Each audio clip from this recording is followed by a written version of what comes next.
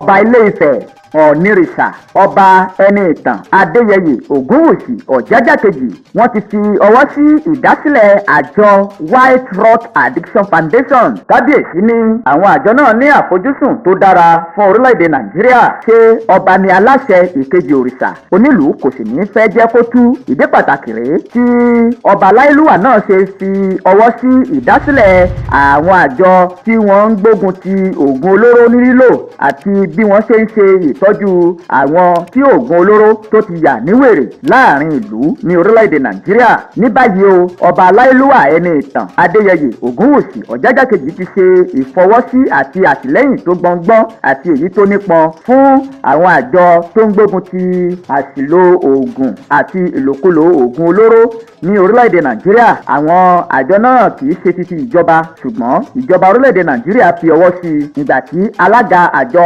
White Rock Addiction Foundation Dr. Nasiru Ọlátúnjí àti igbákejì wọn tí wọ́n sì tún jẹ́ alámòjútó àjọ náà His Excellency Reverend Dr. David Káyọ̀dé Babájídé JP àti àwọn ọmọ ìgbìmọ̀ tí wọ́n ṣe ẹ̀ǹlẹ́ sí babaláàfin ní ìlú Ilé-Ifẹ̀. Níbi ẹ̀ǹlẹ́ tí wọ́n ṣe sí babaláàfin yìí, níbẹ̀ náà ni wọ́n ti fi ìwé ètò ìfilọ́lẹ̀ àjọ White Rock Addiction Foundation lé Ọọ̀nìrìṣà àrólé Odùduwà lọ́wọ́ ní ààfin ní ìlú Ilé-Ifẹ̀, tí àrólé Odùduwà náà sì bẹ̀rẹ̀ sí ní gba gbogbo àwọn ọmọ orílẹ̀-èdè Nàìjíríà lámọ̀ràn wípé kí gbogbo ènìyàn rí wípé àwọn gbógun ti àṣìlò oògùn olóró nínú ilé àti láàrin àwùjọ wa. Àfojúsùn àwọn àjọ White Rock Addiction Foundation ni láti máa ṣe ìtọ́jú àwọn tí àṣìlò oògùn àti oògùn olóró lílò ti yà níwèrè. Ìdí rèé tí wọ́n fi kọ́ ilé ìwòsàn òyìnbó ńláńlá kan sí ìlú Èkó láti máa fi ṣe ìtọ́jú irúfẹ́ àwọn ènìyàn bẹ́ẹ̀.